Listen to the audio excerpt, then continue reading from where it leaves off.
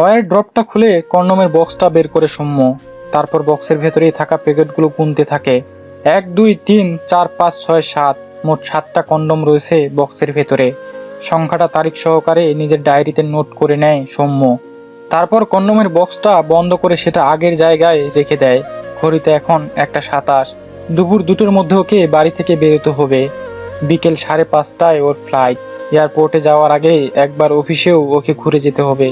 বিছানার উপরে লাগেজটা রাখা রয়েছে। ওয়্যার ড্রপের পাল্লাটা বন্ধ করে দেয় সৌম্য। তারপর দ্রুত বাকি জামা কাপড়গুলো লাগেজের ভিতরে ঢুকিয়ে নেয়। সবশেষে কন্ডোমের হিসেব রাখা ডায়েরিটা লাগেজের ভিতরে ঢুকিয়ে ও লাগেজের চেইনটা বন্ধ করে দেয়। এরপর সোফায় বসে একটা সিগারেট ধরায়।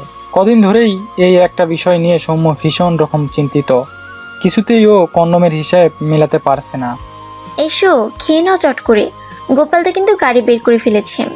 শর্মিষ্ঠার ডাক শুনে অ্যাশট্রেতে সিগারেটটা ফেলে উঠে দাঁড়ায় সৌম্য। ঠিক তখনই বাথরুমে একটা মোবাইল বেজে ওঠে। রিংটন শুনে সৌম্য বুঝতে পারে যে শর্মিষ্ঠার মোবাইল বাজছে। অ্যাটাচ বাথরুমের দরজা খুলে ভেতরে ঢুকে ও বেসিনের উপরেই মোবাইলটা রাখা রয়েছে। মিমি কলিং। মিমি হলো শর্মিষ্ঠার ছোট বোন। মোবাইলটা হাতে নিয়ে বাথরুম থেকে বেরিয়ে ধীর পায়ে ডাইনিংয়ে গিয়ে ঢুকে সৌম্য। শর্মিষ্ঠা এখনও কিচেনে। মিমির ফোন এসেছে। সেলফির উপরে রেখে দাও, আমি কল ব্যাক করে নেব। কিচেন থেকেই চেঁচিয়ে উত্তর দেয় শর্মিষ্ঠা। সৌম্য ফোনটা সেলফের উপরে রেখে ডাইনিং টেবিলের চেয়ারে এসে বসে। খানিকক্ষণের মধ্যেই ভাতের থালা হাতে হাসি হাসি মুখে কিচেন থেকে বেরোয় শর্মিষ্ঠা। কালো জিরে দিয়ে চারাপোনার ঝোল করেছি, চুপচাপ খেয়ে নাও। কথাটা বলতে বলতে ভাতের থালাটা ডাইনিং টেবিলের উপরে রাখে শর্মিষ্ঠা। আবার চারাপোনার ঝোল? আমি কি অসুস্থ? অসুস্থ নও, তবে অসুস্থ হতে আর কতক্ষণ? দিল্লিতে গিয়ে সারাদিন তো শুধু ছাইপাশ গিলবে। এখন এটা খাও, পেটটা একটু ঠান্ডা থাকবে। শর্মিষ্ঠা ভাতের থালার চারপাশে একে একে ডাল, আলু ভাজা আর মাছের ঝোলের বাটি সাজিয়ে দেয়। তুমি খেয়ে নাও না এখন। তুমি খেয়ে নাও এখন, আমি বরং মিমিকে একটা ফোন করে আসি। সৌম্য আর কথা বাড়ায় না, চুপচাপ ভাত খেতে থাকে। শর্মিষ্ঠা সেলফের উপর থেকে ফোনটা নিয়ে পাশের ঘরে চলে যায়। সৌম্য একমনে খেতে থাকে আর কন্ডোমের হিসেব করতে থাকে। গত সপ্তাহে রাত্রে শোয়ার পরে বিছানায় 2বার, আর এই সপ্তাহে একদিন সকালে কিচেনের ভিতর। মোট 3টে কন্ডোম খরচ হয়েছে, নাকি 4টে খরচ হয়েছে? একটু কনফিউজ হয়ে যায় সৌম্য। না, 3টেই খরচ হয়েছে। 10 প্যাকের বক্সে তাহলে পড়ে রইল 7টা, নাকি রাতের বিছানায় 2টোর জায়গায় 3টে কন্ডোম খরচ হয়েছিল? সৌম্য গভীরভাবে ভাবতে থাকে। না, রাত্রের 2টোই খরচ হয়েছিল। আরেকদিন খরচের কথা মনে করতে পারে না ও। হঠাৎ পাশের ঘর থেকে শর্মিষ্ঠার হাসির আওয়াজ ভেসে এলো। সৌম্য কান পেতে শর্মিষ্ঠার কথা শোনার চেষ্টা করে, কিন্তু কিছু টুকরো হাসির আওয়াজ ছাড়া কিছুই ওর কানে আসে না। শর্মিষ্ঠা বাইরে থেকে দেখতে একদম সাধারণ আটপৌরে মহিলা, কিন্তু আসলে ও তা নয়। ওর বাপের বাড়ি দুর্গাপুরে। পড়াশোনা গ্র্যাজুয়েশন পর্যন্ত। পড়াশোনায় ও কোনোদিনই খুব একটা মনোযোগী ছিল না, বরং ওর ভালো লাগতো সিনেমা জগতের রংচঙ্গে দুনিয়া। সারাদিন ও সেই নেশাতেই বুঁদ হয়ে থাকতো। সারাদিন আয়নার সামনে দাঁড়িয়ে পর্দার রঙিন নায়িকাদের সাথে ও নিজেকে মিলিয়ে দেখত। নানান কল্পনার রঙে নিজেকে ভাসিয়ে দিত। কিন্তু সেই কল্পনার জগৎ ওর বেশি দিন স্থায়ী হয়নি। গ্র্যাজুয়েশন কমপ্লিট করতেই ওর বিয়ে হয়ে গেল সৌম্যর সাথে। সৌম্যদের বাড়ি বাঁকুড়া সদর থেকেও প্রায় 50 কিলোমিটার দূরে গ্রামের ভেতরে। সৌম্য ওর থেকে প্রায় 12 বছরের বড়, কিন্তু বিয়ের সময় শর্মিষ্ঠার বাবা মা সৌম্যের বয়সের দিকে আর তাকায়নি। ভালো ছেলে, ভালো পরিবার, ভালো চাকরি, এর থেকে আর বেশি কিছু দেখার ওদের প্রয়োজন পড়েনি। বিয়ের পরে শর্মিষ্ঠা প্রথম 1 বছর সৌম্যের গ্রামের বাড়িতেই থাকতো। প্রচণ্ড রক্ষণশীল পরিবারে নিজেকে মানিয়ে নিতে গিয়ে হাঁপিয়ে উঠেছিল শর্মিষ্ঠা। এর 1 বছর পরে সৌম্য ওকে কলকাতায় নিয়ে আসে। শর্মিষ্ঠা যেন একটু মুক্তির নিঃশ্বাস নেয়। কিন্তু এখানে আসার কিছুদিনের মধ্যেই ও বুঝতে পারে যে ওর স্বামী মহাশয়টিও ওর শ্বশুর বাড়ির বাকি সদস্যদের মতোই প্রচণ্ড রক্ষণশীল। অথচ বিয়ের আগে শর্মিষ্ঠা ভেবেছিল যে কলকাতায় গেলে হয়তো ওর স্বামী ওকে আধুনিক পোশাক পরিচ্ছদ পরতে আর বাধা দেবে না। কিন্তু শর্মিষ্ঠার সেই ভাবনার সাথে বাস্তব মেলেনি। কলকাতায় গত 5 বছরে সৌম্য ওকে সাধারণ আটপৌরে শাড়ির বাইরে কোনোদিন বেরোতেই দেয়নি। একটু শুনবে? ডাল লাগবে একটু। হ্যাঁ যাই। পাশের ঘর থেকে চিৎকার করে উত্তর দেয় শর্মিষ্ঠা। সৌম্য ভাত খাওয়া থামিয়ে ভ্রু কুঁচকিয়ে ডালের অপেক্ষাতে বসে থাকে। খানিকক্ষণের মধ্যেই শর্মিষ্ঠা এসে উপস্থিত হয়। চুপচাপ কিচেনে ঢুকে হাসি হাসি মুখে সৌম্যের জন্য ডাল নিয়ে আসে। ডাল দিয়ে ভাত মাখতে মাখতে সৌম্য জিজ্ঞাসা করে, কি বললো মিমি? তেমন কিছু না। খুব হাসছিলে যে। ওর কথা শুনে হাসছিলাম। ও ওর বরের কথা বলছিল। সৌম্য কোনো উত্তর দেয় না, এক মনে ভাত খেতে থাকে। হঠাৎ করে পাশের ঘরে আবার শর্মিষ্ঠার মোবাইলটা বেজে ওঠে। আবার কে ফোন করলো? মিমি বোধ হয়। বাজু, তুমি খাও। মিমিকে বলো না এখানে চলে আসতে, তুমি একা একা থাকবে। না, তার দরকার হবে না। 3টে রাতের তো ব্যাপার। আমি না থাকলে 3টে রাত কাটবে তোমার? শর্মিষ্ঠা কোনো উত্তর দেয় না, শুধু একটা রহস্যের হাসি হাসে। তার মধ্যেই পাশের ঘরে টুং শব্দে একটা SMS এসে ঢোকে। শর্মিষ্ঠার সাথে সাথে উঠে পাশের ঘরে চলে যায়। শর্মিষ্ঠার সাথে সৌম্যর বিয়ে হয়েছে প্রায় 6 বছর হতে চলল। কোনো ইস্যু নেই এখনো পর্যন্ত। সৌম্যই আটকে রেখেছে বিষয়টা। অফিসে আরেকটা প্রমোশন না হওয়া পর্যন্ত সৌম্য এই বিষয়ে কোনো সিদ্ধান্ত নেবে না। তবে শর্মিষ্ঠা ওকে অনেকদিন ধরেই তাড়া দিচ্ছে, কিন্তু সৌম্য ওর নিজের সিদ্ধান্তে অটল। খানিকক্ষণের মধ্যেই সৌম্য খাওয়া শেষ করলো। বেসিনেও হাত মুখ ধুতে ধুতেই শর্মিষ্ঠা বেরিয়ে এলো। তারপর তোয়ালেটা এগিয়ে দিতে দিতেই বলে উঠল, এয়ারপোর্টে গিয়ে আমাকে কিন্তু ভিডিও কল করবে। প্রতিবারই যখন বাইরে যাই এয়ারপোর্টে ঢুকে আমাকে ভিডিও করতে বলো কেন? তোয়ালাতে মুখ মুছতে মুছতে জিজ্ঞাসা করে সৌম্য। শর্মিষ্ঠা সৌম্যের হাত থেকে তোয়ালাটা নিয়ে চেয়ারের উপরে রেখে দেয়। তারপর সৌম্যের গলা জড়িয়ে ধরে আদুরে গলায় বলে উঠে, আমার বুঝি তোমাকে দেখতে ইচ্ছে করে না? কিন্তু এয়ারপোর্টে কেন? ওখানে পৌঁছে রাতেও তো ভিডিও কল করতে পারি। না, যাওয়ার আগে একবার দেখতে চাই। সৌম্য হাসে, স্ত্রীর কপালে একটা ভালোবাসার চুম্বন এঁকে দেয়। তারপর ওকে ছেড়ে পাশের ঘরে গিয়ে ঢুকে।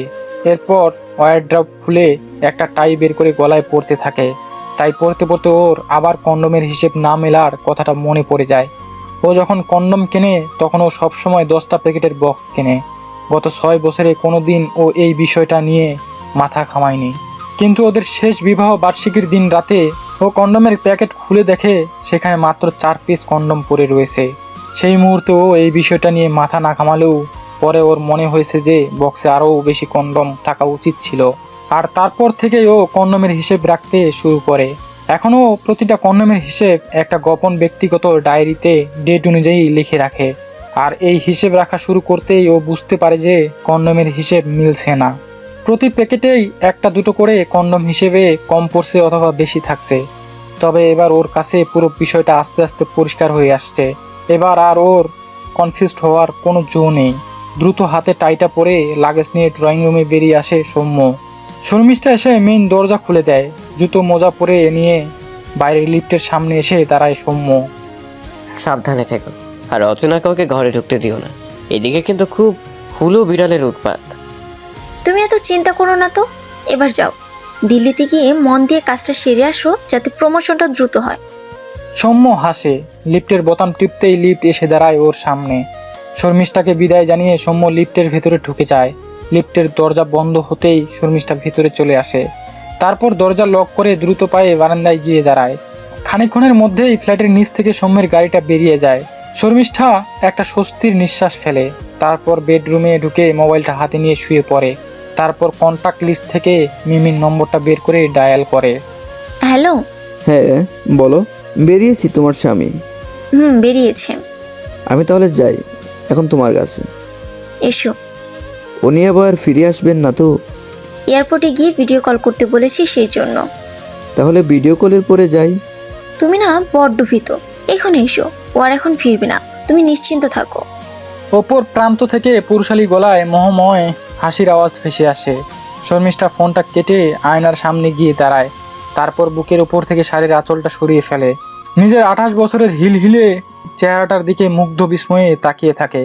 তারপরে আট পৌরে শাড়িটা খুলে ঘেন্না ভরে ছুঁড়ে ফেলে দেয় বিছানার উপরে। এরপর খাটের বক্স থেকে বের করে পছন্দের সেই নীল গাউনটা চোখ বন্ধ করে সারা শরীরে সেই গাউনটা বোলাতে থাকে। নিজেকে কল্পনা করে বলিউডের সুন্দরী নায়িকাদের সাথে। কি সিপসিপে শরীর ওর, হিলহিলে কোমর, ঠিক যেন কোনো ফিল্মের নায়িকা।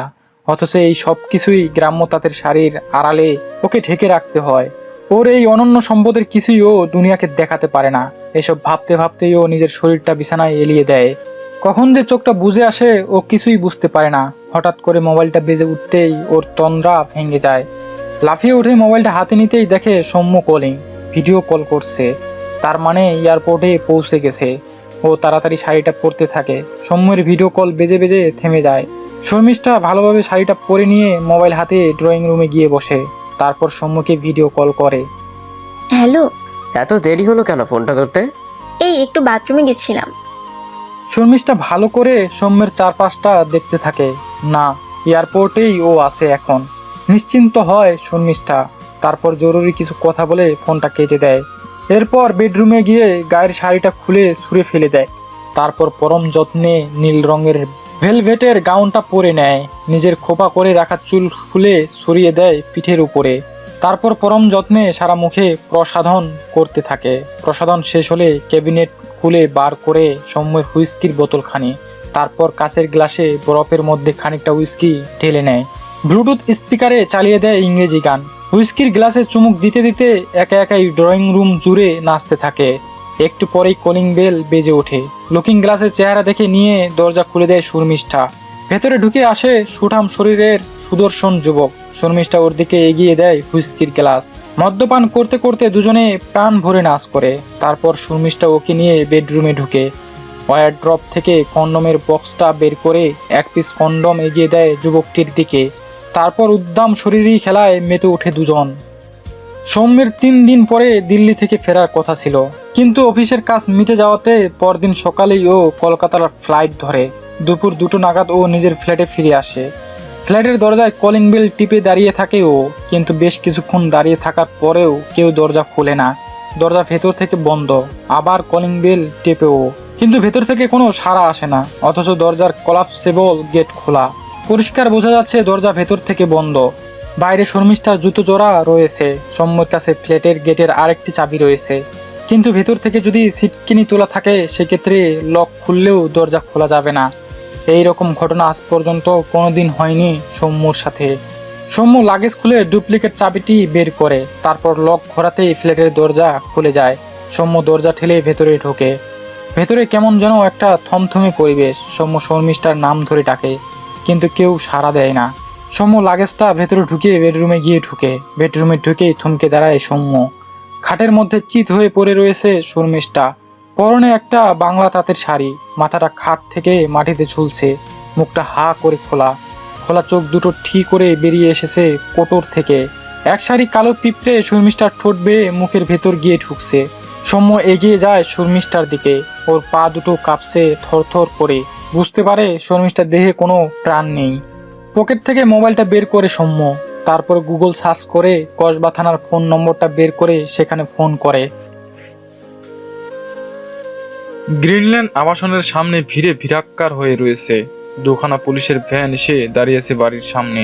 আবাসনের ভেতরে ইতিউতি জটলা। সিকিউরিটি গার্ডকে একটা চেয়ারে বসিয়ে জিজ্ঞাসাবাদ করছে পুলিশ। সবার মনে একটাই প্রশ্ন যে এই রকম একজন সাধারণ ঘরোয়া মহিলাকে কে খুন করলো। এর মধ্যেই একটা সাদা রঙের পুলিশি জিপ এসে থামলো আবাসনের বাইরে। নেমে এলেন পুলিশ অফিসার রাজবীর সেনাও। বয়স খুব বেশি হলে 30 থেকে 32। ফর্সা মুখে হালকা অযত্নে বেড়ে ওঠা দাড়ি। উচ্চতা প্রায় 6 ফিট। পেটানো অ্যাথলেটিক চেহারা। Slim fit. আকাশি হাফ শার্ট পুঁইয়ের ঠিক উপরে এসে থেমে গেছে। কালো প্যান্ট আর ঝকঝকে পালিশ করা বুট নিয়ে গাড়ি থেকে নেমে দাঁড়ালেন অফিসার স্যাম। সানগ্লাসটা খুলে একবার 4 তলার দিকে দাঁড়ালো। তারপর গট গট করে হেঁটে লিফটে গিয়ে উঠলেন। আসুন স্যার। স্যাম লিফট থেকে নামতেই এগিয়ে এলেন sub inspector Sajid Samaddar. Photographer এসেছে? হ্যাঁ স্যার, বডির ফটো তোলা হয়ে গেছে। ওর হাজবেন্ড কোথায়? বসিয়ে রেখেছি স্যার। আর কোনো আত্মীয় স্বজন? মেয়েটির বাপের বাড়িতে খবর পাঠানো হয়েছে, ওরা আসছে। কোথায় বাড়ি এদের? দুর্গাপুর। কে ফোন করেছিল ওদের? আমি। জামাই বা শ্বশুর বাড়ি সম্বন্ধে ওদের কোনো অভিযোগ আছে? না স্যার, কোনো অভিযোগ নেই। স্যাম ধীর পায়ে ঘরের ভিতরে গিয়ে ঢুকে। ড্রয়িং রুমের সোফায় মাথা নিচু করে বসে আছে সৌম্য। স্যাম খানিকক্ষণ দাঁড়িয়ে সৌম্যকে দেখে, তারপর বেডরুমের ভিতরে ঢুকে যায়। শর্মিষ্ঠার বডি এখনো খাটের উপরে পড়ে আছে।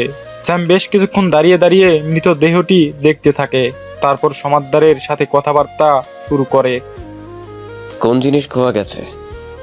মহিলার স্বামীর বয়ান অনুযায়ী কোনো কিছু খোয়া যায়নি। বাড়িতে কাজের লোক কয়টি? সকালে একজন আসে। ওকে থানায় তুলে নিয়ে আসো। ঠিক আছে স্যার, বডি এবার পোস্টমর্টেমে পাঠিয়ে দাও। যেমন আপনি বলবেন। সমাদ্দার ঘর ছেড়ে বেরিয়ে যায়। স্যাম ঘুরে ঘুরে খুঁটিয়ে খুঁটিয়ে ফ্ল্যাটটি দেখতে থাকে। দুটি ছেলে এসে শর্মিষ্ঠার মৃতদেহ নিয়ে চলে যায়।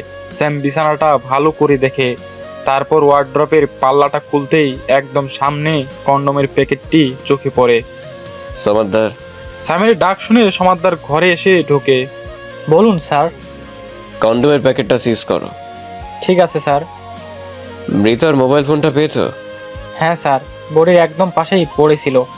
স্যাম আশ্চর্য হয়ে সমাদ্দারের দিকে তাকিয়ে থাকে মোবাইলের কথাটা শুনে। আজ সন্ধ্যের মধ্যে কল লিস্ট চাই। হয়ে যাবে স্যার। ঘরের ভেতরে ওয়ার্ড্রপ, একটা ড্রেসিং টেবিল আর একটা খাট রয়েছে। স্যাম মন দিয়ে খুঁটিয়ে সবকিছু পরীক্ষা করতে থাকে। তারপর বেডরুমটা সিল করে দাও, আরো ভালোভাবে সবকিছু পরীক্ষা করার দরকার আছে। বেডরুম থেকে বেরিয়ে বাথরুমে ঢুকলো স্যাম। চারপাশ খুঁটিয়ে দেখতে গিয়ে বেসিনের নিচে একটা ডাস্টবিন চোখে পড়লো। সমাদ্দার বিনটা নিয়ে বাইরে এসো তো। সমাদ্দার ডাস্টবিনটা নিয়ে স্যামের পিছন পিছন বারান্দায় চলে যায়। তারপর মেঝেতে একটা খবরের কাগজ পেতে তার উপরে ডাস্টবিনটা উপর করে হাতে একটা গ্লাভস পরে নিয়ে সমাদ্দার ডাস্টবিনের নোংরা ঘাঁটতে থাকে। নোংরা ঘাঁটতে ঘাঁটতে একটা ব্যবহৃত কন্ডোমও তুলে ধরে স্যামের দিকে। স্যাম সাথে সাথে হাঁটু গেড়ে বসে পড়ে মাটিতে। তারপর খুঁটিয়ে কন্ডোমটা দেখতে থাকে। ভেতরটা এখনো ভেজা স্যার। তাই তো দেখছি সমাদ্দার, গত 24 ঘন্টার মধ্যে এটা ব্যবহার করা হয়েছে। স্যাম হাতে একটা গ্লাভস পরে নেয়। তারপর কন্ডোমটা হাতে নিয়ে নেড়েচেড়ে দেখতে থাকে। খুবই গুরুত্বপূর্ণ এভিডেন্স সমাদ্দার। ভেতরে ফ্লুইডটা কার এটা জানা দরকার। কন্ডোমটা সমাদ্দারের হাতে দিয়ে ড্রয়িং রুমে বেরিয়ে আসে স্যাম।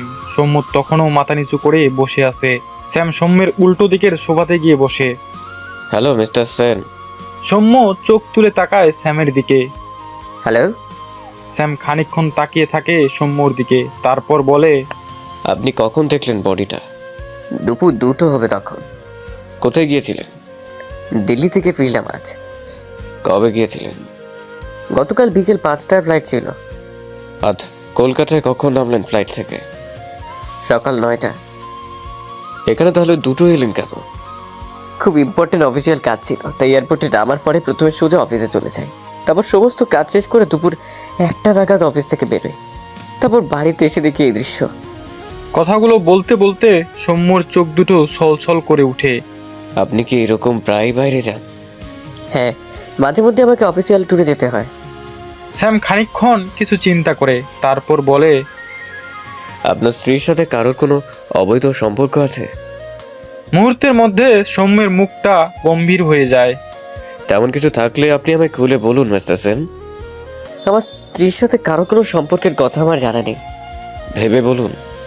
ভেবেই বলছি, আমার তেমন কিছু জানা নেই।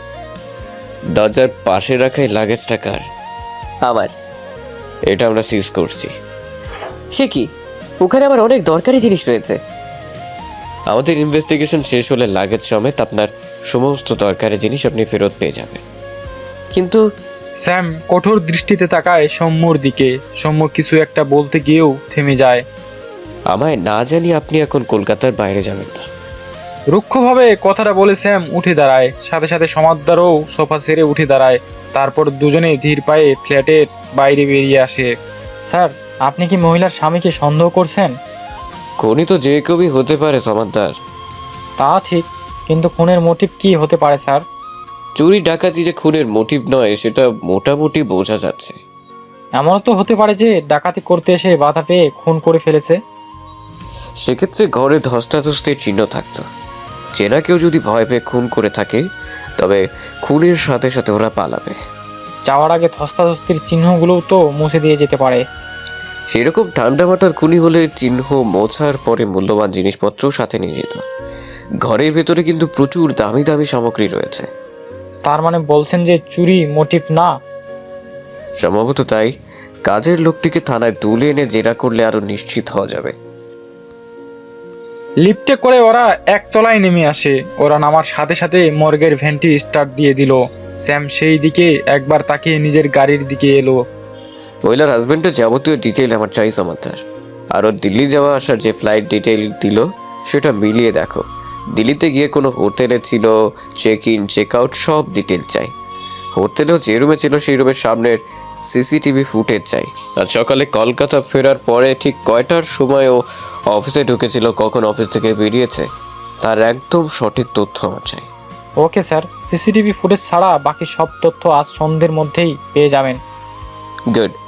আর একটা কথা, কন্ডোমের ভেতরে যে ফ্লুইডটা রয়েছে সেটা মিস্টার সেনের কিনা এবং সেই কন্ডোম মৃত মহিলার শরীরে প্রবেশ করানো হয়েছিল কিনা তার নিখুঁত তথ্য চাই। ভদ্রমহিলার স্বামীর তাহলে মেডিকেল টেস্ট করাতে হবে। করাও। যদি রাজি না হয়, এইরকম একটা সেনসিটিভ টেস্ট জোর করে রাজি করাও। যদি এর বিরুদ্ধে কোর্টে মুভ করে? আমরা কোর্টকে জানাবো যে কেন এই টেস্টটা এতটা জরুরি। ঠিক আছে স্যার। আর হ্যাঁ, সিকিউরিটি গার্ডকে রেজিস্টার সমেত থানায় তুলে নিয়ে আসা এখন। ঠিক আছে স্যার। স্যাম গাড়িতে উঠতেই সিকিউরিটি গার্ডটিকে ধরে পেছনের পুলিশ ভ্যানে তোলা হলো। জানালার কাছ নামিয়ে স্যাম একটা সিগারেট ধরালো, গোল্ড ফ্লেক কিং সাইজ। সাধারণত স্যাম স্মোক করে না, কিন্তু ওর পকেটে সবসময় এক প্যাকেট গোল্ড ফ্লেক থাকে। যখনই ও কোনো গভীর চিন্তার জগতে প্রবেশ করে, তখনই ওর সঙ্গী এই সিগারেটের প্যাকেটটি হয়। সিগারেটটা ধরিয়ে আস্তে আস্তে ধোঁয়া ছাড়তে থাকে স্যাম। সানগ্লাসের ভেতর থেকে এক মনে সেই ধোঁয়ার দিকে তাকিয়ে থাকে ও। ঢুকে পড়ে খুনের কিনারার জটিল তত্ত্বে। পোস্টমর্টেম রিপোর্ট এখনও আসেনি, তবে স্যামের অভিজ্ঞতা থেকে মনে হয়েছে যে এটি হয়তো বালিশ চাপা দিয়ে খুন। গলা টিপে হত্যা করলে মৃতদেহের জিভ বাইরে বেরিয়ে আসতো। এখানে জিভ মৃতদেহের মুখের ভিতরেই রয়েছে, চোখ দুটো ঠিকরে বাইরে বেরিয়ে এসেছে। সাধারণত বালিশ বা ওই ধরনের কিছু চাপা দিয়ে খুন করলে এই রকম দেখা যায়। আর মৃতদেহের চেহারা দেখে বোঝা যাচ্ছে যে খুন হয়েছে 7-8 ঘন্টার মধ্যে। গতকাল খুন হওয়া বডি এটি নয়। স্যামের গাড়ির পেছন পেছন পুলিশ ভ্যানটাও আসছে। সিকিউরিটিকে জেরা করলে হয়তো অনেক তথ্য পাওয়া যাবে। আর বিশেষ কিছু ভাবতে চায় না স্যাম, একদম সহজ কেস। রিপোর্টগুলো হাতে পেলেই কেসটাও সমাধান করে ফেলবে। বরং এর চেয়ে অনেক বেশি কঠিন ছিল বড়বাজার থানার শিশু হত্যার সমাধান করা।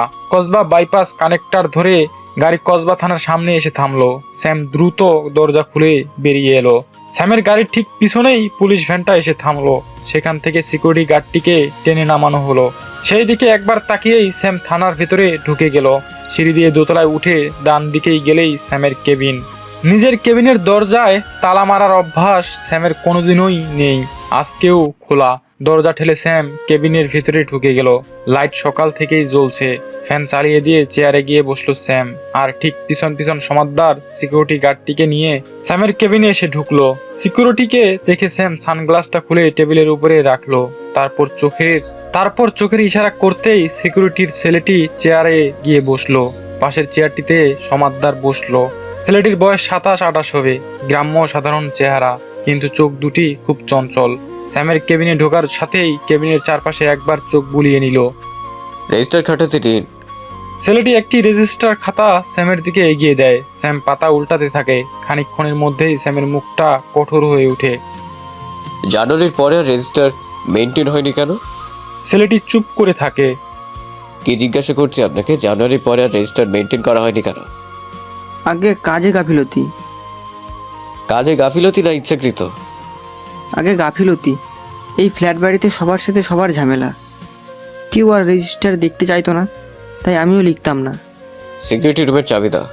ছেলেটির পকেট থেকে একটা চাবির রিং বের করে স্যাম চাবির রিংটি সমাদদারের দিকে এগিয়ে দেয়। সিকিউরিটি রুম আমরা সিল করলাম, আপনাদের ফ্ল্যাটের সেক্রেটারিকে জানিয়ে দেওয়া হবে। কথাটা শুনেই ছেলেটি একবার চোখ তুলে তাকালো স্যামের দিকে, তারপর মাথাটা নাড়িয়ে সম্মতি দিল।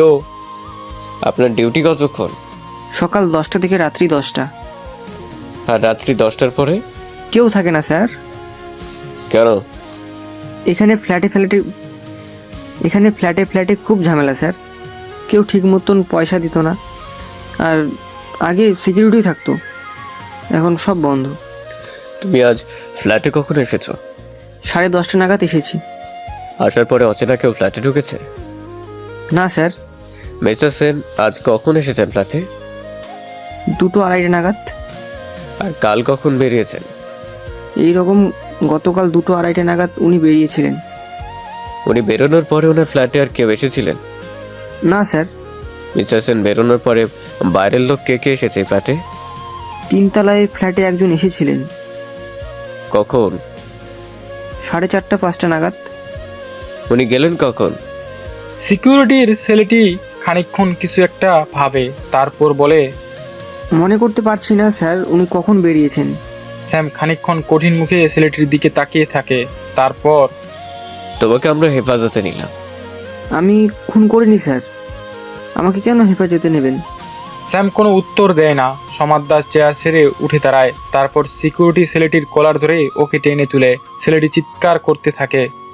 স্যার আমি খুন করিনি, আমি খুন করিনি।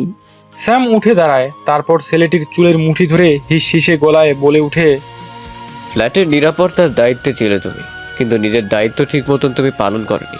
তুমি যদি সজাগ থাকতে তাহলে হয়তো এই খুনটা হতো না।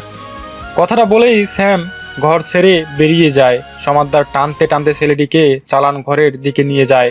স্যাম দোতলার করিডোরের দিকে হাঁটা লাগায়। ধীর পায়ে করিডোরে এসে দাঁড়িয়ে একটা সিগারেট ধরায়। নিচ দিয়ে অসংখ্য গাড়ি বাইপাসের দিকে ছুটে চলেছে। সিগারেট খেতে খেতে এক মনে কেসটা নিয়ে ভাবতে থাকে স্যাম। ঠিক তখনই সজিত সমাদদার পিছনে এসে দাঁড়ায়। একটা কথা ছিল স্যার। কি? কাজের মেয়েটি বাড়ি ছেড়ে পালিয়েছে। সে কি?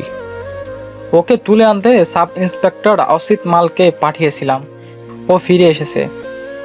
কি বললো অসিত মাল? মেয়েটা কাকলিয়া বস্তিতে থাকতো স্যার। দরজায় তালা মারা। খোঁজ নিয়ে জানা গেছে সকালে কাজে বেরিয়েছিল, কিন্তু খুব দ্রুত কাজ থেকে ফিরে আসে। তারপর আবার হন্তদন্ত হয়ে বেরিয়ে যায়। বেরোনোর সময় কাঁধে একটা ব্যাগ ছিল। একজনকে বলে গেছে যে নবদ্বীপ যাচ্ছে ওর মাসির বাড়ি। ওর মাসি নাকি গুরুতর অসুস্থ। হঠাৎ ফোন এসেছে, তাই তাড়াহুড়ো করে ওকে যেতে হচ্ছে। বয়স কত মেয়েটির? 27-28 হবে। স্বামী পরিত্যক্তা। স্যাম সিগারেটে একটা গভীর টান দেয়। সৌম্য বলছে কিছু চুরি হয়নি, অথচ কাজের মেয়েটি আজ সকাল থেকেই গায়েব। পুরো বিষয়টা এবার গোলমেলে ঠেকছে। যতটা সহজ মনে হচ্ছিল, কেসটা ততটা সহজ নয়। সামাদ্দার, বলুন স্যার। মোবাইলটা কি ফরেন্সিকে পাঠানো হয়েছে? এই এক্ষুনি পাঠাবো স্যার। তার আগে মোবাইলটা নিয়ে একবার আমার কেবিনে আসুন। ঠিক আছে স্যার। সন্ধ্যে 6টার মধ্যে কিন্তু আমার কল ডিটেল চাই। হ্যাঁ স্যার, ওটা পেয়ে যাবেন। ফটোগ্রাফারকে ডেড বডির ছবি তুলেছে, সেগুলো পেন ড্রাইভে ভরে দিয়েছে। হ্যাঁ স্যার, অনেকক্ষণ আগেই। গুড। মোবাইলের সাথে সেই পেন ড্রাইভটাও নিয়ে আসুন। Okay sir. স্যাম ওর কেবিনে ঢুকে কম্পিউটার অন করে দেয়। পেছন পেছন সমাদ্রও মোবাইলটা নিয়ে ঘরে এসে ঢোকে। স্যাম হাতে একটা গ্লাভস পরে নেয়। তারপর প্লাস্টিকের সিল করা প্যাকেট থেকে মোবাইলটা বের করে, তারপর পাশের বোতামটা টিপে মোবাইলটা অন করে। মোবাইলটার ঠিক বডির কোথায় পড়েছিল? একদম পাশে, অন করা অবস্থায়। মোবাইলটা অন হওয়ার পরে স্যাম নিজের বুড়ো আঙ্গুলটা দিয়ে মোবাইলটা সোয়াইপ করলো। সাথে সাথে মোবাইলের হোম পেজ খুলে গেল। স্যাম গ্যালারি ঘেটে শর্মিষ্ঠার কতগুলো ঘরোয়া ছবি বের করলো। খুব মন দিয়ে ছবিগুলো দেখতে লাগলো। ইতিমধ্যেই সমাদদার কম্পিউটারে পেন ড্রাইভ ফিট করে দিয়েছে। স্যাম মোবাইল থেকে চোখ সরিয়ে পেন ড্রাইভের ছবিগুলো দেখতে লাগলো। ছবিগুলো জুম করে মহিলার হাতের আঙ্গুল, হাতের কবজি আর গলার কাজটা খুব মনোযোগ সহকারে দেখতে লাগলো। খানিক পরে সমাদদার বলে উঠলো, কিছু পেলেন স্যার? মৃতদেহের ডান হাতের আঙ্গুল থেকে 2টি সোনার আংটি এবং একটি হীরের আংটি খোয়া গেছে। হাতে 4টি সোনার বালা এবং গলা একটা সোনার চেনও খোয়া গেছে। কি করে বুঝলেন? স্যাম কম্পিউটারে মৃতদেহের আঙ্গুলের ছবিটি জুম করে সমাদদারকে ডাকলো। এই দেখুন, হাতের আঙ্গুলে আংটি পরা ছাপ একদম স্পষ্ট। যারা সবসময় আংটি পরে থাকেন তাদের হাতেই সাদা দাগটি থাকবেই।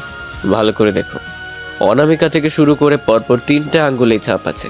সমাদদার কম্পিউটারের স্ক্রিনে ঝুঁকে পড়ে ভালোভাবে ছবিটা দেখাতে হবে। একদম ঠিক বলেছেন স্যার, কিন্তু কয়টি সোনার আংটি আর কয়টি হীরের আংটি সেটা আপনি এতটা নিশ্চিতভাবে কিভাবে বলছেন? মোবাইলের এই ছবিগুলো দেখো। স্যাম মোবাইলটা সমাদদারের দিকে এগিয়ে দেয়। ভালো করে ছবিগুলো দেখো। ঘরোয়া সমস্ত ছবিতে 2টি সোনার আংটি, একটি হীরের আংটি, 4টি বালার একটি চেইন রয়েছে। কিন্তু মৃতদেহের ছবি দেখো, গায়ে কোনো সোনার গয়না নেই। তাহলে কি কাজের মেয়েটাই খুন করে চুরি করে পালালো? সেই সিদ্ধান্ত এলে ব্যাপারটার সরলীকরণ হয়ে যাবে। তবে কাজের মেয়েটা কিছু না কিছু জানে। সমাদদার মোবাইলটা ফেরত দেয় স্যামকে। একটা জিনিস লক্ষ্য করেছো সামান্তার? কি স্যার? মোবাইলটাতে কোনো পাসওয়ার্ড দেওয়া নেই। সেটাই দেখলাম স্যার। কল ডিটেল পেয়ে তারপর মোবাইলটি ফরেন্সিকে পাঠাবে। মোবাইলের পাসওয়ার্ড আর প্যাটার্ন সংক্রান্ত যাবতীয় ডিটেল আমার চাই। আপাতত এটা আমার ড্রয়ারে রইল। ঠিক আছে স্যার। রাত 8:30টার সময় সমাদদার স্যামের চেম্বারে এসে ঢুকলো। সন্ধ্যা 6টার সময় আপনার আসার কথা ছিল। কল ডিটেল সন্ধ্যে 6টার আগেই পেয়ে গেছে স্যার। পোস্টমর্টেম রিপোর্টের অপেক্ষা করছিলাম। দুটো রিপোর্ট একসাথে পেলে আপনার সুবিধা হবে কাজে। স্যাম কোনো উত্তর দেয় না, শুধু নিজের হাতটা বাড়িয়ে দেয়। সমাদদার দুটো মুখ বন্ধ খাম এগিয়ে দেয় স্যামের দিকে। স্যাম প্রথমে পোস্টমর্টেম রিপোর্ট খুলে পড়তে থাকে। সমাদদার উল্টো দিকের চেয়ারে গিয়ে বসে। পুরো রিপোর্টটা এক মনে পড়ার পরে স্যাম সমাদদারের দিকে তাকায়। শ্বাসরোধ করে খুন। আজ সকাল 10টা থেকে 11টার মধ্যে ওনাকে খুন করা হয়েছে। পেটে অ্যালকোহল পাওয়া গেছে। খুন হওয়ার ঘন্টাখানেক আগে ওনার সেক্সুয়াল ইন্টারকোর্স হয়েছে। সেক্সুয়াল অর্গানে কোনো ইনজুরি নেই, তাই সম্মতিক্রমে ইন্টারকোর্স হয়েছে বলে ধরা হচ্ছে। আমরা আশেপাশের লোকজনের কাছ থেকে যা ফিডব্যাক পেয়েছি তাতে যে খুন হওয়া মহিলা অত্যন্ত ঘরোয়া প্রকৃতির মহিলা ছিলেন। উনি অ্যালকোহল খেতেন বা অন্য পুরুষের সাথে ঘোরাফেরা করতেন এইরকম কোনো রিপোর্ট কিন্তু নেই স্যার। রিপোর্টে তো অনেক কিছুই থাকে না সমান্তর। পোস্টমর্টেম রিপোর্টটা বন্ধ করে এবার মোবাইল কল ডিটেলটা খুলে বসে স্যাম। খুব মন দিয়ে রিপোর্টটা দেখতে থাকে স্যাম। তারপর পেন দিয়ে নম্বরগুলোতে গোল গোল দাগ দিতে থাকে। একটা বিশেষ নম্বরে গত 30 দিনে রোজ দুপুরে ফোন গেছে। কলের সংখ্যা অগন্তিক। খুন হওয়ার আগের দিন বেশ কয়েকবার ফোন গেছে। যেদিন খুন হয়েছে সেই দিন কোনো ফোন যায়নি। স্যাম আবার হাতে গ্লাভস পরে নেয়। তারপর ড্রয়ার থেকে শর্মিষ্ঠার মোবাইলটা বের করে। এরপর কল ডিটেল থেকে সেই ফোন নম্বরটা বের করে শর্মিষ্ঠার মোবাইল থেকে সেটি ডায়াল করে। সাথে সাথে স্ক্রিনে ফুটে ওঠে মিমি। রিং হওয়ার আগেই নম্বরটা কেটে দেয় স্যাম। এটা তো কোনো মেয়ের নম্বর স্যার। তাই তো দেখছি, এয়ারটেল সার্ভিস প্রোভাইডার। হ্যাঁ স্যার। এই নাম্বার কার নামে রয়েছে তার নাম ঠিকানা এক্ষুনি চাই আমার। ঠিক আছে স্যার, আমাকে আধ ঘন্টা সময় দিন, আমি লালবাজার এয়ারটেলে কথা বলছি। স্যাম মাথা নাড়ায়। তাই দেখে সমাদদার ঘর ছেড়ে বাইরে চলে যায়। স্যামের মাথায় নানান সম্ভাবনা কিলবিল করতে থাকে। গা থেকে সোনার গয়না গায়েব হওয়া, কাজের লোকের পালানো। তাই যদি হয় তবে কাজের মেয়েটি খুন করেছে। আবার বিপরীত যুক্তিও রয়েছে। সাধারণ আটপৌরে মহিলার পেটে অ্যালকোহল পাওয়া, খুন হওয়ার আগে মৃতার কারোর সাথে যৌন সঙ্গম করা, অথচ ওনার স্বামী তখন ফ্ল্যাটে ছিলেন না। তাহলে এই সিদ্ধান্তেও পৌঁছানো যায় যে মৃতা কারোর সাথে অবৈধ সম্পর্কে জড়িয়েছিল। সেই প্রেমিকই মৃতাকে খুন করে গয়না নিয়ে পালিয়েছে। কিন্তু এর বিপরীতেও যুক্তি আছে। যদি প্রেমিক খুন করে থাকে তাহলে তার কারণ কি? শুধুমাত্র কয়েকটা গয়নার লোভে এইরকম অবৈধ সম্পর্কের প্রেমিক কি খুনটা করবে? এটা ঠিক বিশ্বাস হয় না। যদি গয়নার লোভে প্রেমিক খুন করে থাকে তবে বুঝতে হবে সেই প্রেমিক খুব নিচু শ্রেণীতে বিলং করে, যেমন মিস্ত্রি, লেবার, ড্রাইভার, সিকিউরিটি গার্ড এইসব। আসবো স্যার? এসো সমাদদার। সমাদদার কেবিনে ঢুকে উল্টো দিকের চেয়ারটা এগিয়ে বসলো। নম্বরটা ভিকি সিং বলে একজনের নামে রয়েছে, ভবানীপুরের ঠিকানা। ওকে, ভিকি সিং ওরফে মিমি। ওনার স্বামীরও যাবতীয় ডিটেল পাওয়া গেছে স্যার। বলুন। ফ্লাইট ডিটেল উনি যা দিয়েছেন একদম ঠিক। হোটেলের check in, check out register photocopy পাওয়া গেছে। রাত 8টায় চেক ইন, ভোর 6টায় চেক আউট। মাত্র এই কটা ঘন্টার জন্য উনি কি কাজে দিল্লিতে গিয়েছিলেন? ওনার অফিসের সূত্রে যেটা জানতে পারা গেছে সেটা হলো দিল্লির এক বড় কাস্টমারের থেকে উনি পেমেন্ট আদায় করতে গেছিলেন। 3 দিন হাতে সময় নিয়ে গিয়েছিলেন। কিন্তু যেদিন উনি দিল্লি পৌঁছান সেদিন রাতেই সেই কাস্টমার হোটেলে এসে পেমেন্ট দিয়ে গেছেন। ওনার ঘরের সামনের সিসিটিভি ফুটেজ 2-3 দিনেই হাতে এসে পৌঁছাবে। ওনার ফ্লাইট কলকাতায় কখন ল্যান্ড করেছে? সকাল 9টার সময়। অফিসে কখন ঢোকেন? নিউ টাউনে ওনার অফিস। 9:30টার সময় সেদিন উনি অফিসে ঢোকেন এবং দুপুর 1টার সময় উনি অফিস থেকে বেরোন। বায়োমেট্রিক রেকর্ড তাই বলছে। স্যাম উঠে দাঁড়ালো। কেবিন থেকে বেরিয়ে করিডোরে এক মনে পায়চারি করতে লাগলো। খানিকক্ষণ পরে সমাদদার এসে উপস্থিত হলো। সমাদদার, মোবাইল কল লিস্টে ছেলেটিকে তুলে নিয়ে এসো এক্ষুনি। Okay sir. সমাদদার বেরিয়ে গেল। স্যাম একটা সিগারেট ধরিয়ে এক মনে রাস্তার দিকে তাকিয়ে রইল। তারপর হঠাৎই নিচে নেমে এলো। গাড়ির ড্রাইভার নিচেই একটা চেয়ারে বসে আরও 2-3 জন ড্রাইভারের সাথে গল্প করছে। স্যাম ওকে ইশারা করতেই ও উঠে এলো। ওদের গাড়িটা থানার একদম গেটের সামনেই দাঁড়িয়ে আছে। স্যাম সোজা হেঁটে গাড়ির পিছনের সিটে উঠে বসলো। ড্রাইভার গাড়ি স্টার্ট করে দিল। গ্রিনল্যান্ড। জানি স্যার। ড্রাইভারটি হাসলো। স্যাম নিজেও হাসলো একটু। কি করে জানলি তুই? এতদিন আপনার ডিউটি করছি, এটা জানবো না যে কখন কোথায় আপনার যেতে ইচ্ছা করে? স্যাম হাসলো। যদিও ওর মাথায় এখন খুনের কেসটি ছাড়া আর কিছুই ঘুরছে না। সাধারণ খুনের কেসগুলোর সমাধান করতে সাধারণত 4-5 দিন লাগে স্যামের, কিন্তু এটা একটু জটিল মনে হয়েছে। খুনের কোনো মোটিভ এখনও সেভাবে পাওয়া যাচ্ছে না। কয়েকটা আংটি আর সোনার চেনের জন্য এই হত্যাকাণ্ড ঘটেছে বলে মনে হচ্ছে না। স্বামীর অনুপস্থিতিতে একজন সাধারণ গৃহবধূর পেটে অ্যালকোহল পাওয়া এবং হত্যার আগে যৌন সঙ্গম পরিষ্কার অন্যদিকে ইঙ্গিত করছে। মিনিট 15-এর মধ্যে গ্রিনল্যান্ডের সামনে গাড়ি এসে থামলো। গাড়ি থেকে নেমে দাঁড়ালো স্যাম। ড্রাইভারকেও ইশারা করলো ওর সাথে আসার জন্য। ইশারা পেয়ে ড্রাইভারটিও নেমে এলো। লিফটে করে 4 তলায় উঠে এসে বেল টিপতেই সৌম্য এসে দরজা খুলে দিল। আপনার বেডরুমটা আমি একটু তল্লাশি করব। সৌম্য খানিকক্ষণ স্যামের দিকে তাকিয়ে রইল, তারপর বাইরে দাঁড়ানোর ইঙ্গিত করে ভেতরে ঢুকে গেল। কিন্তু স্যাম কয়েক মুহূর্ত বাইরে দাঁড়িয়েই শটান ভিতরে ঢুকে গেল। ভেতরে ঢুকতে অ্যালকোহলের বাজে গন্ধ স্যামের নাকে এসে ধাক্কা মারলো। সোফার দিকে তাকাতেই চোখে পড়লো সৌম্য সেন্টার টেবিল থেকে একটা মদের বোতল আর গ্লাস সরাচ্ছে। স্যামের সাথে চোখাচোখি হতেই সৌম্য চমকে উঠলো। সৌম্যের হাতে একটা 1 লিটারের মদের বোতল। বোতলের তলায় আর সামান্যই মদ পড়ে রয়েছে। আপনার বাড়িতে কি সবসময় মদের বোতল মজুদ থাকে মিস্টার সেন? সৌম্য আমতা আমতা করে উঠে। হ্যাঁ থাকে। আপনার স্ত্রী মদ্যপান করতেন? না। স্যাম আর বিশেষ কথা বাড়ায় না। ড্রয়িং রুমের চারপাশটা একবার চোখ বুলিয়ে বেডরুমের সামনে গিয়ে দাঁড়ায়। বেডরুমটা গালা দিয়ে সিল করা আছে। গালার উপরে সমাদদারের সই সমেত থানার কাগজ ঝুলছে। স্যাম নির্দেশ দিতেই গালা ভেঙে ফেললো ড্রাইভার। তারপর স্যামের হাত থেকে বেডরুমের চাবিটা নিয়ে ড্রাইভার দরজাটা খুলে ফেলে। এরপর দুজনে ঘরের ভিতরে গিয়ে ঢুকে। স্যাম বেডরুমের সিটকিনিটা তুলে দেয়।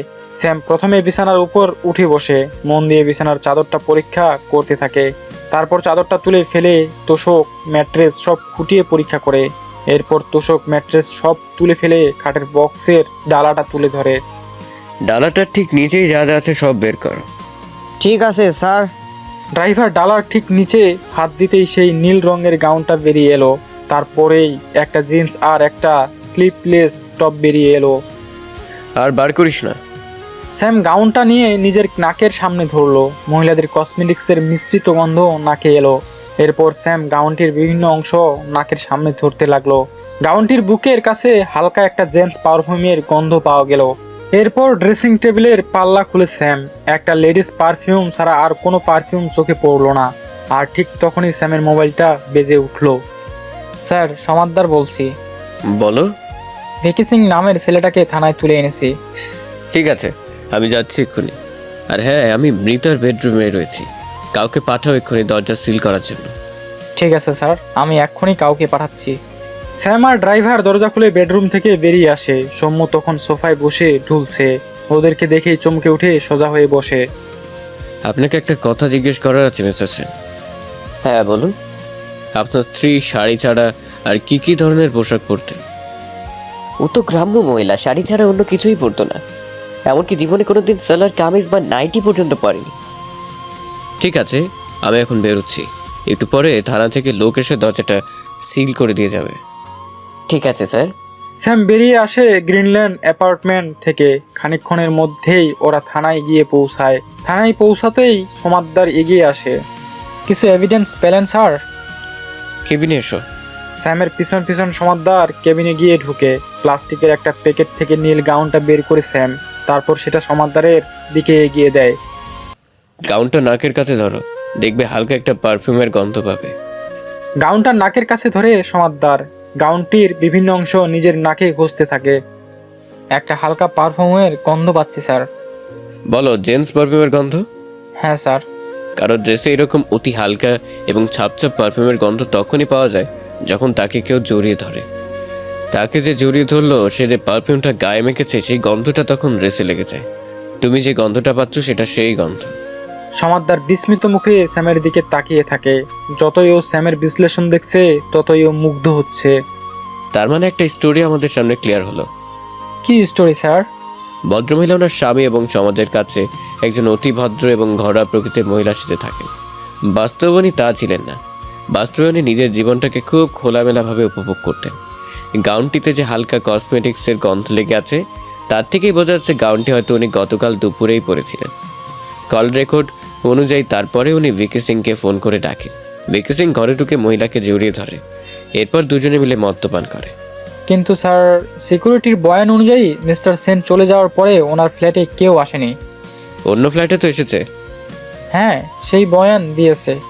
অন্য ফ্ল্যাটে যাওয়ার নাম করে যদি ভিকি সিং মৃতার ফ্ল্যাটে আসে, সেটা সিকিউরিটির পক্ষে বোঝা সম্ভব নয়।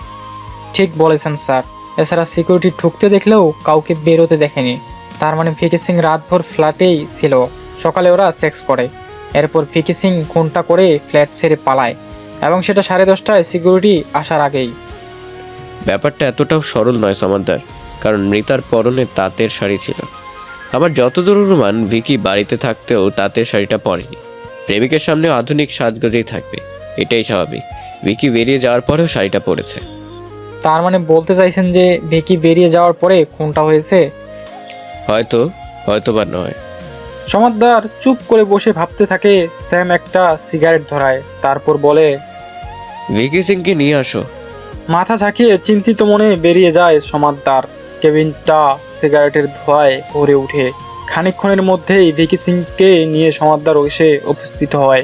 30-31 বছর বয়সের তরতাজা যুবক, ফুল স্লিভ জামা কোনোই পর্যন্ত গোটান, বুকের দুটো বোতাম খোলা, সেখান দিয়ে লোমশ বুক উকি মারছে।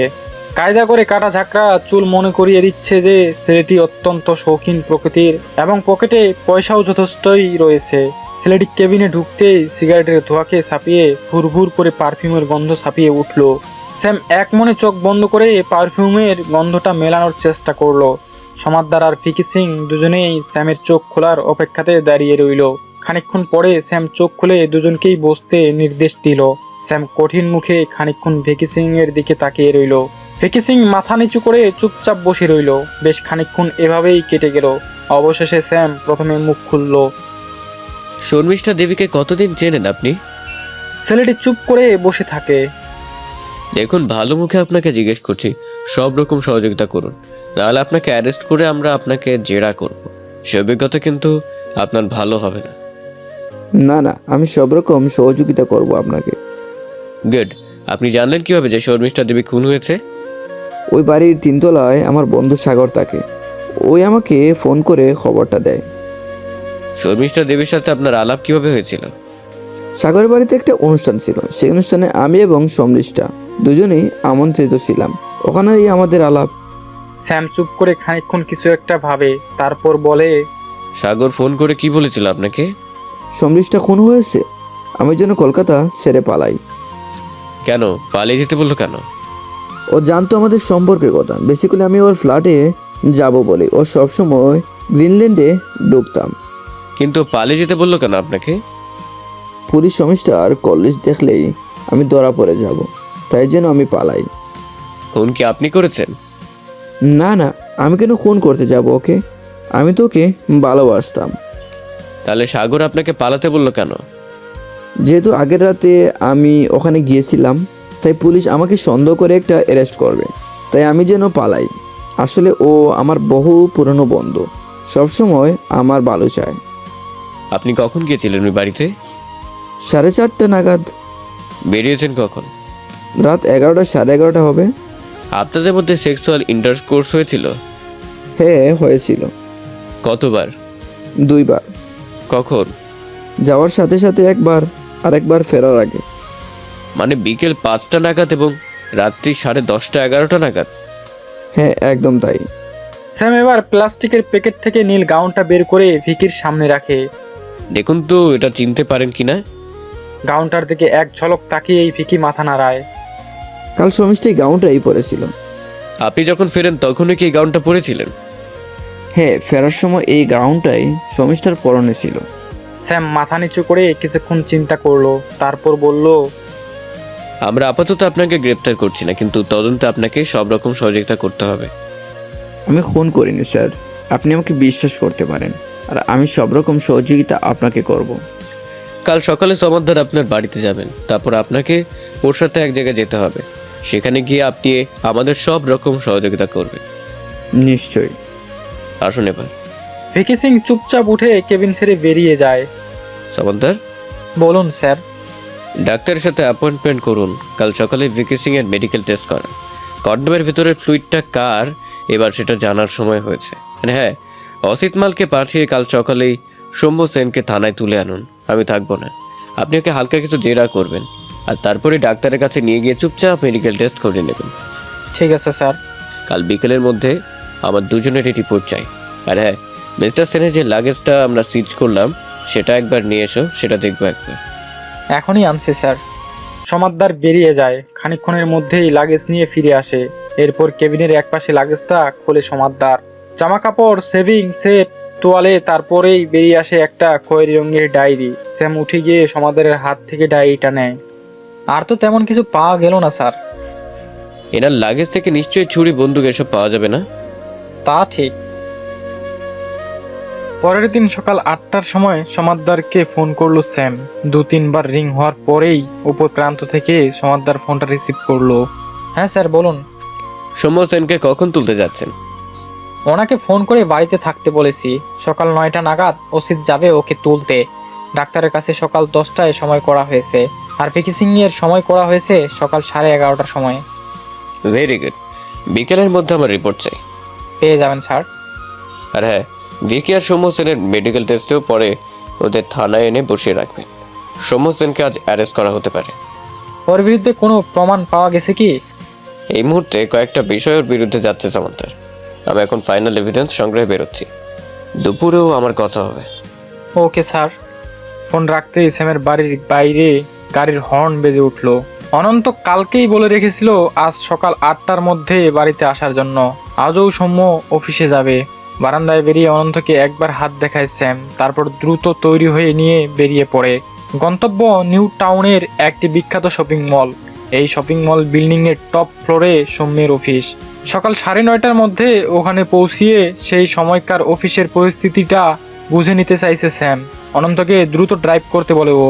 ড্রাইভার অনন্ত যতটা সম্ভব দ্রুত গাড়ি চালাতে থাকে। বাইপাসে গাড়ি উঠতেই স্যাম একটা সিগারেট ধরায়, আর তারপরেই গভীর চিন্তার জগতে ও ডুব দেয়। কাল রাতে সৌম্যের ডায়েরিটা হাতে পাওয়ার পরে কেসের অনেকটাই যেন সমাধান হয়ে এসেছে। এখন শুধু প্রমাণের অপেক্ষা। সেই প্রমাণটা পেলেই সৌম্য সেনকে অ্যারেস্ট করতে আর কোনো সমস্যা হবে না। এইসব ভাবতে ভাবতেই ঠিক 9:20 সময় গাড়ি শপিং মলের সামনে এসে দাঁড়ায়। স্যাম গাড়ি থেকে নেমে সানগ্লাসটা পরে নেয়।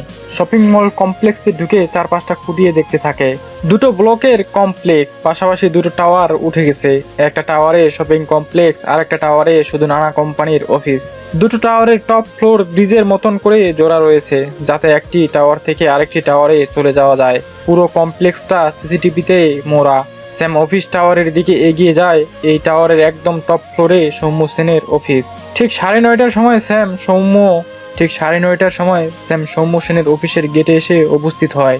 গেটের সামনে একজন সিকিউরিটি গার্ড বসে রয়েছে। স্যাম এগোতেই সিকিউরিটি গার্ডটি এগিয়ে আসে। কোথায় যাবেন? ভেতরে রিসেপশনে কথা বলবো। অফিস খোলেনি এখনো, 10টার সময় আসুন। আমি কসবা থানা থেকে আসছি, কিছু ইনভেস্টিগেশনের প্রয়োজনে এসেছি।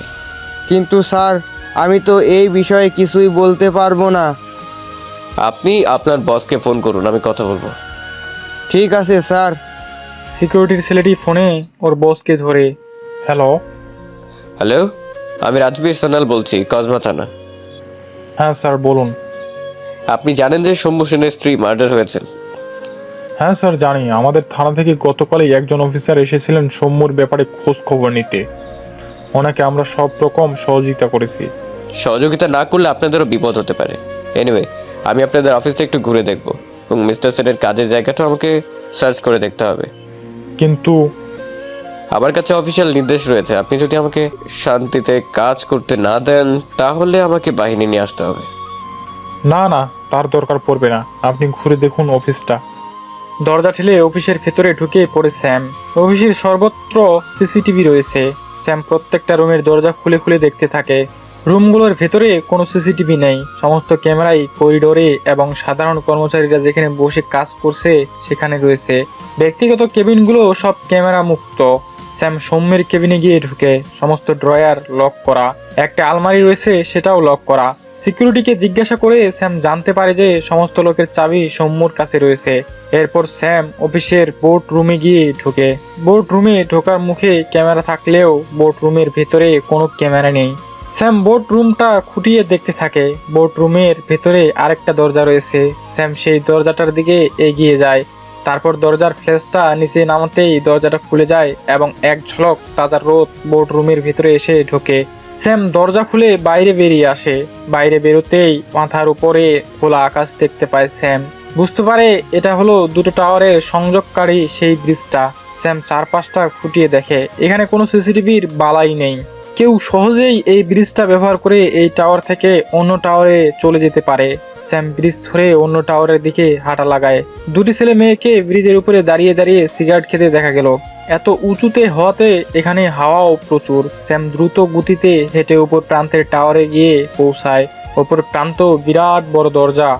স্যাম দরজার হাতল ধরে পুল করতেই দরজা খুলে যায়। স্যাম দরজার ভিতরে গিয়ে ঢুকতেই বুঝতে পারে এটি এই টাওয়ারের সিঁড়ির ঘর। চারপাশটা ভালো করে দেখে নেয় স্যাম। কোথাও কোনো সিসিটিভি নেই। স্যাম দ্রুত গতিতে সিঁড়ি দিয়ে নামতে থাকে। বিস্তলার উপর থেকে নিচে নামতেই মিনিট 10 সময় লাগে ওর। নিচে নেমে বাইরে বেরোতেই বুঝতে পারে এদিকটা টাওয়ারের পিছন দিক। এদিকে কোনো লোকজন নেই। ক্যামেরা থাকার তো প্রশ্নই উঠে না।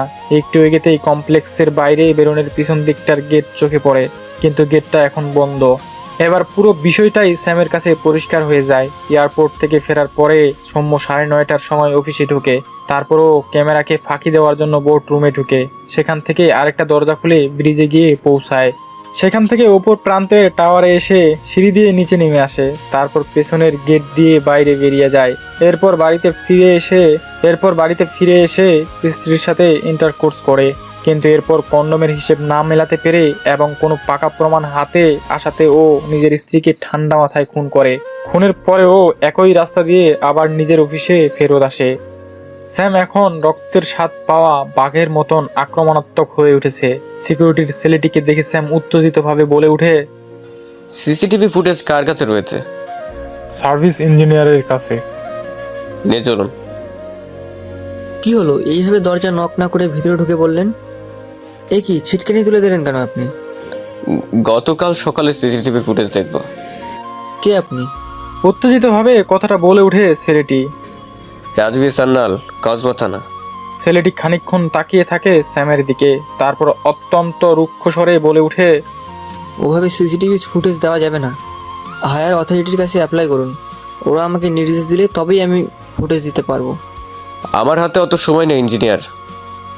সময় নিয়ে আসুন। আর বেশি সময় দিলে ফুটেজ নষ্ট করে ফেলা হতে পারে। ফুটেজ আমার এক্ষুনি চাই। মগের মুল্লুক নাকি? যান, বেরোন এখান থেকে। মুহূর্তের মধ্যে স্যামের চোয়াল দুটো শক্ত হয়ে ওঠে। ও ছেলেটির চেয়ারের পাশে গিয়ে দাঁড়ায়। তারপর এক বিশাল লাথি বসিয়ে দেয় চেয়ারটির গায়ে। চেয়ার সমেত ছেলেটি ছিটকে পড়ে 4-5 হাত দূরে। স্যাম সাথে সাথে পকেট থেকে নিজের সার্ভিস পিস্তলটি বের করে। তারপর ছেলেটির কলার টেনে তুলে ওর মাথায় সেই পিস্তলটি ঠেকায়। চুপচাপ ফুটেজ দেখাবি তুই, নাহলে এখানে তোর খুলি উড়িয়ে দিব আমি। আমার নাম রাজবীর সান্যাল। আমি তোর কি হাল করতে পারি সেই বিষয়ে তোর কোনো আইডিয়া নেই। ছেলেটি আর কথা বাড়ায় না, চুপচাপ কম্পিউটারের সামনে গিয়ে বসে। কবেকার ফুটেজ দেখবেন? গতকাল সকাল 9:30 থেকে 10:30টার ফুটেজ। ছেলেটি 9:30 থেকে সারা অফিসের ফুটেজ দেখাতে থাকে। ফুটেজে পরিষ্কার দেখা যায় যে সৌম্য ঠিক 9:30টার সময় ওর লাগেজ সমেত অফিসে এসে ঢুকলো। ওর কাঁধে একটা ব্যাগও রয়েছে। অফিসে ঢুকে সোজা নিজের কেবিনে ঢুকে গেল। 9:40-এ নিজের কেবিন থেকে বেরিয়ে বোর্ড রুমে গিয়ে ঢুকলো, কাঁধে একটা ব্যাগ। স্যাম পুরো সিসিটিভি ফুটেজটা নিজের মোবাইলে ভিডিও করে নিল। আপনার ফুটেজের হার্ড ডিস্ক আমার চাই। এই সংক্রান্ত থানার চিঠি আজকেই আপনাদের কাছে এসে পৌঁছবে। আর এর মধ্যে ফুটেজের যদি কোনো ক্ষতি হয় তার জন্য আপনি দায়ী থাকবেন। মনে রাখবেন, আপনাকে সমেত পুরো ফুটেজটা আমি রেকর্ড করে নিয়ে গেলাম। ছেলেটি মাথা নাড়ায়। স্যাম সানগ্লাসটা চোখে পরে নেয়। তারপর লিফটে করে সোজা নিচে নেমে আসে। স্যার, আসবো? এসো সমাদার, বসো। সমাদদার ভিতরে ঢুকে স্যামের উল্টো দিকের চেয়ারে গিয়ে বসে। মেডিকেল টেস্ট হয়ে গেছে, দুজনকেই বাইরে বসিয়ে রেখেছি। সমস্ত এভিডেন্স সৌম্যর বিপক্ষে। খুব সম্ভবত সৌম্যই খুনি। কিভাবে? সৌম্যর লাগেজ থেকে যে ডায়েরিটা পাওয়া গেছে সেটা আমি গতকাল বাড়িতে নিয়ে যাই। খুব মন দিয়ে ডায়েরির প্রতিটা পাতা আমি পড়তে থাকি। এভাবে পড়তে পড়তে হঠাৎ একটি পাতাতে কন্ডোম সংক্রান্ত একটা হিসেব দেখতে পাই। সেখানে ডেট অনুযায়ী কন্ডোমের ব্যবহার এবং বক্সের ভেতরে থাকা কন্ডোমের হিসেব রয়েছে। হিসেবে দেখতে পাওয়া গেছে যে প্রায় কন্ডোমের হিসেবে গোলমাল হচ্ছে। তাই যদি হয় তাহলে সৌম্যর বউকে সন্দেহ করবে, এটাই স্বাভাবিক। কিন্তু এখানে ফোনের প্রমাণ পেলেন কোথা থেকে? সৌম্যর ডায়েরির হিসেব অনুযায়ী কন্ডোম থাকার কথা 7টি, কিন্তু আমরা বক্সে পেয়েছি 4টি কন্ডোম। কিন্তু আশ্চর্যের বিষয় সৌম্য ডায়েরিতে গতকালকের ডেট দিয়ে লেখা রয়েছে বক্সে পড়ে থাকা কন্ডোমের সংখ্যা 4। ও যদি গতকাল দুপুর 2টো নাগাদ বাড়িতে ফিরে থাকে, সেক্ষেত্রেও স্ত্রী ততক্ষণে খুন হয়ে গেছে। নিজের স্ত্রীর খুন হয়ে যাওয়া মৃতদেহ দেখার পরে নিশ্চয়ই তখন কন্ডোমের হিসেব কষতে বসবে না। যতদূর সম্ভব ও আগেই কন্ডোমের হিসেব করেছে, তারপরে খুনটা করেছে। একদম ঠিক। এছাড়াও ওর অফিসের সিসিটিভি ফুটেজ ওর বিরুদ্ধে গেছে সমাদ্দার। তুমি কাউকে ওর অফিসে পাঠিয়ে গতকাল সকাল 9:30 থেকে দুপুর 2টো পর্যন্ত ফুটেজ নিয়ে আসো। আমি এখনই কাউকে পাঠাচ্ছি স্যার। গুড। সৌম্য সেনকে ভেতরে পাঠাও। ঠিক আছে স্যার। সমাদদার বেরিয়ে যায়। স্যাম একটা সিগারেট ধরায়। কেবিনটা আবার ধোঁয়ায় ভরে ওঠে। খানিকক্ষণের মধ্যেই সৌম্যকে নিয়ে সমাদদার ফিরে আসে। স্যাম চোখের ইশারা করতেই সৌম্য চেয়ারটায় গিয়ে বসে। পাশের চেয়ারে সমাদদার বসে। ধীরে সুস্থে সিগারেটটা শেষ করে স্যাম সৌম্যর দিকে তাকায়। মিসেস শর্মিষ্ঠা সেনকে খুনের অভিযোগে আমরা আপনাকে গ্রেপ্তার করছি। না স্যার, আমি আমার স্ত্রীকে খুন করিনি। আপনার স্ত্রীর অন্য পুরুষের সাথে অবৈধ সম্পর্ক ছিল, সেই রাগ থেকে আপনি আপনার স্ত্রীকে খুন করেন। মিথ্যে কথা, আমি আমার স্ত্রীকে খুন করিনি। তাহলে আপনি আমাকে একটা প্রশ্নের উত্তর দিন মিস্টার সেন। কি প্রশ্ন? আপনার কন্ডম সংক্রান্ত ডায়েরিতে আপনি গতকালকে ডেট দিয়ে লিখে রেখেছেন যে প্যাকেটে অবশিষ্ট কন্ডমের সংখ্যা 4। আপনি কন্ডমের সংখ্যা কখন গুনলেন মিস্টার সেন? স্ত্রীর মৃতদেহ দেখার পরে না আগে? সৌম্য খানিকক্ষণ মাথা নিচু করে বসে থাকে। তারপর আস্তে আস্তে বলে ওঠে, মৃতদেহ দেখার পরে। কখন? 2টোর সময়। মিথ্যে কথা, মিথ্যে বলছেন আপনি। আপনার অফিসের সিসিটিভি ফুটেজে দেখা গেছে সকাল 9:40 আপনি বোর্ড রুমে ঢুকেছেন। তারপর ব্রিজ ব্যবহার করে উল্টো দিকে টাওয়ারে যান আপনি। তারপর টাওয়ারের সিঁড়ি বেয়ে নিচে নেমে আসেন, যাতে কোনো ক্যামেরায় আপনাকে দেখা না যায় যে আপনি অফিসের বাইরে যাচ্ছেন। তারপর বাড়িতে ফিরে এসে কন্ডমের হিসেবে গোলমাল দেখে আপনি নিজের স্ত্রীকে খুন করেন। না স্যার, ব্যাপারটা যেমন ভাবছেন তেমন নয়। তাহলে ব্যাপারটা কি? সত্যি কথা বলুন আপনি। সৌম্য খানিকক্ষণ চুপ করে থাকে। তারপরে বলে, আমি দিল্লি থেকে প্রায় 20 লাখ টাকা ক্যাশ পেমেন্ট নিয়ে এসেছিলাম। এত টাকা ক্যাশ সাথে থাকাতে আমি এয়ারপোর্ট থেকে সোজা অফিসে এসে ঢুকি। তারপর হায়ার অথরিটির নির্দেশে আমি 9:40 নাগাদ টাকাটা জমা করতে অফিস থেকে বেরোই। বোর্ডরুম দিয়ে কেন? আমরা যখন ক্যাশ নিয়ে বেরোই অফিস থেকে, তখন আমার পেছনে গেট ব্যবহার করি ফর সিকিউরিটি রিজন। তারপর অফিস থেকে বেরিয়ে আমি স্টেট ব্যাংক নিউটাইন শাখায় যাই। সেখান থেকে বেরোতে বেরোতে আমার প্রায় 11টা বেজে যায়।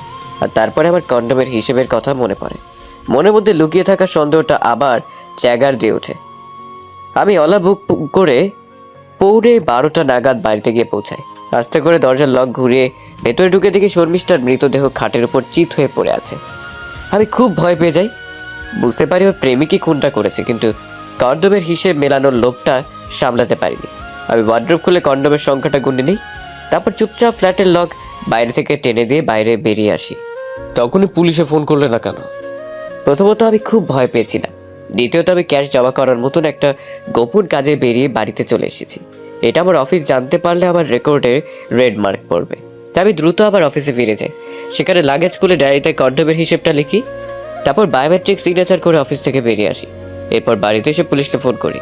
স্যাম খানিকক্ষণ চুপ করে কিছু ভাবে। তারপর সমাদদারের দিকে তাকিয়ে, নিউ টাউন স্টেট ব্যাংকের ফুটেজ চাই, গতকাল সকাল 10টা থেকে 12টা। ঠিক আছে। ফুটেজ না পাওয়া পর্যন্ত ওনাকে থানায় বসিয়ে রাখুন। ঠিক আছে স্যার। সমাদদারের পেছন পেছন সৌম্য বেরিয়ে যায়। স্যাম করিডোরে গিয়ে পায়চারি করতে থাকে। যদি সৌম্য সত্যি কথা বলে, যদি ব্যাংকের ফুটেজে ওকে ব্যাংকের ভেতরে দেখা যায়, তাহলে কে খুন করলো? যদি ভিকি সিং সত্যি পরশু রাত 11টায় বেরিয়ে যায়, তাহলে খুনটা করলো কে? সকাল 10টা থেকে 11টার মধ্যে মৃতা খুন হয়েছেন। 9টা থেকে 10টার মধ্যে সেক্স করেছেন। তাহলে ধরে নিতে হবে খুনি সকাল 9টা থেকে 11টার মধ্যে ফ্ল্যাটে ছিল। কে হতে পারে? সমাদ্দার, সমাদ্দার। স্যামের চিৎকারে সমাদদার ছুটে আসে। বলুন স্যার।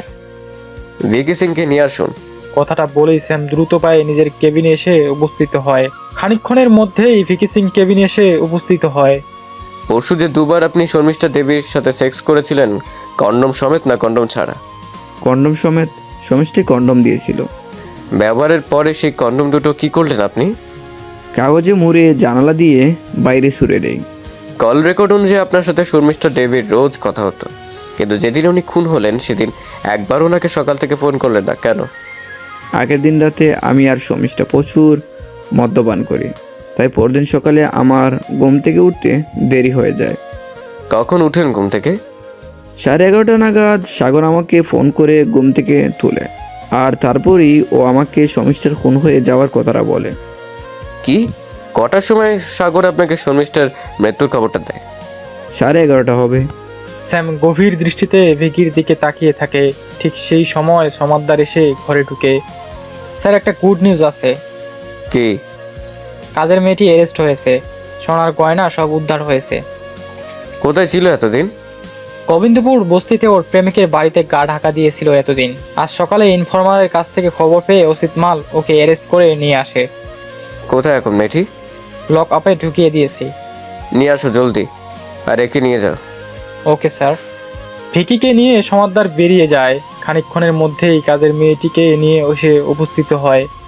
আমি খুন করিনি স্যার, দিব্যি বলছি। খুন করিসনি তো কি করেছিস? মেয়েটি ভয়ের চোটে কাঁদতে শুরু করে দেয়। সমাদদার মেয়েটির উপর চিৎকার করে ওঠে। বেশ খানিকক্ষণ পরে মেয়েটি মুখ খোলে। বৌদি আমার কাছে বাড়ির একটা ডুপ্লিকেট চাবি দিয়ে রেখেছিল। আমি আমার সময় মতন এসে ঘরের কাজ করে দিয়ে চলে যেতাম। সেদিন কি? সেদিন অনেকবার বেল মারলাম, বৌদি দরজা খুললো না কিছুতেই। আমি তখন ডুপ্লিকেট চাবি দিয়ে দরজা খুলে ভেতরে ঢুকলাম। শোয়ার ঘরে ঢুকে দেখি বৌদি চিত হয়ে মরে পড়ে আছে। আমি খুব ভয় পেয়ে গেলাম, কিন্তু বৌদির গায়ের গয়নাগুলো দেখে লোভ সামলাতে পারলাম না। আমি সব গয়না খুলে নিয়ে দরজা টেনে বেরিয়ে পড়লাম। কটার সময়? 11টা 11:30 হবে। তুমি জানতে না যে পালালে তোমাকে এই সন্দেহ করা হবে?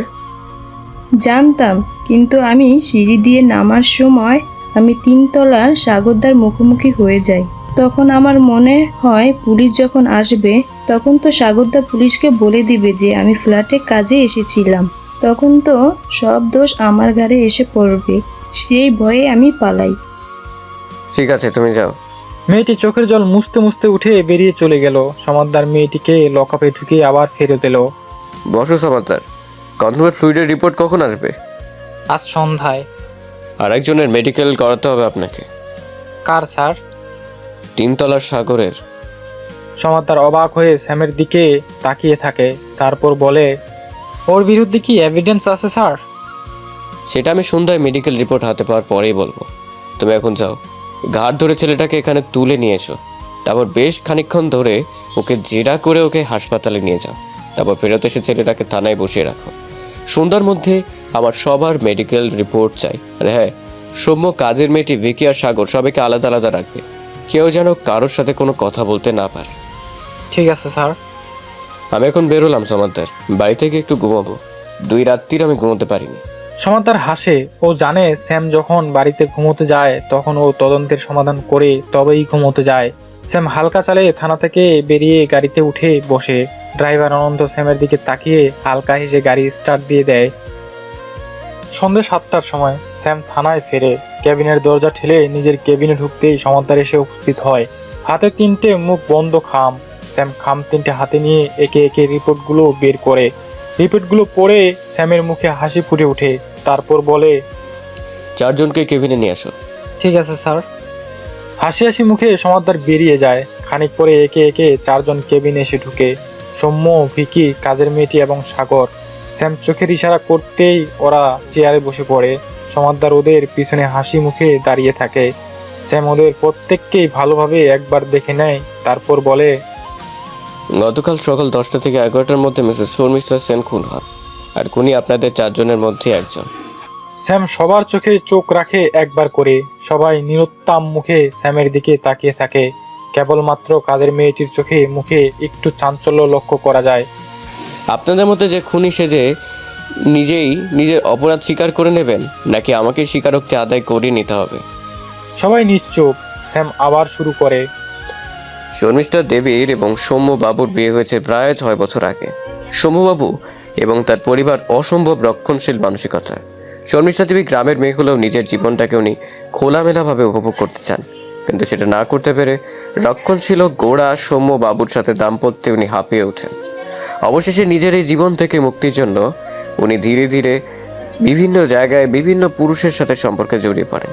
এভাবে একদিন সাগর বাবুর বাড়ির অনুষ্ঠানে ভিকি সিং এর সাথে ওনার সম্পর্ক তৈরি হয়। ওনারা অবাধ মেলামেশা করতে থাকেন। সুমবাবু যখনই কোনো অফিসিয়াল ট্যুরে যেতেন, ভিকি শর্মিষ্ঠার ফ্ল্যাটে এসে উপস্থিত হতো। ফ্ল্যাটে আসার সময় উনি সাগরবাবুর ফ্ল্যাটে যাচ্ছেন বলে বাড়ির ভেতরে ঢুকতেন। যেদিন শর্মিষ্ঠা দেবী খুন হলেন তার আগের দিন বিকেলে শর্মিষ্ঠা দেবীর ডাকে উনি একইভাবে ফ্ল্যাটে এসে উপস্থিত হন। স্বামীর অনুপস্থিতিতে শর্মিষ্ঠা দেবীও রক্ষণশীল সাজগোজ ছেড়ে খোলামেলা পোশাক পরে প্রেমিকার জন্য অপেক্ষা করতে থাকেন। বিকে আসার পরে দুজনে মিলে মদ্যপান করেন এবং উদ্দাম শরীরী খেলায় মেতে ওঠেন। ওদের মিলনের সময় শর্মিষ্ঠা দেবী নিজেই সৌম্য কন্ডোমের প্যাকেট থেকে দুখানি কন্ডোম ভিকিকে ব্যবহার করতে দেন। ব্যবহারের পরে ভিকি কন্ডোম দুটি রাস্তায় ফেলে দেন। রাত্রে 11টা নাগাদ ভিকি চলে যাওয়ার পরে শর্মিষ্ঠা দেবী আবার রক্ষণশীল তাঁতের শাড়ির মোড়কে ঢুকে যান।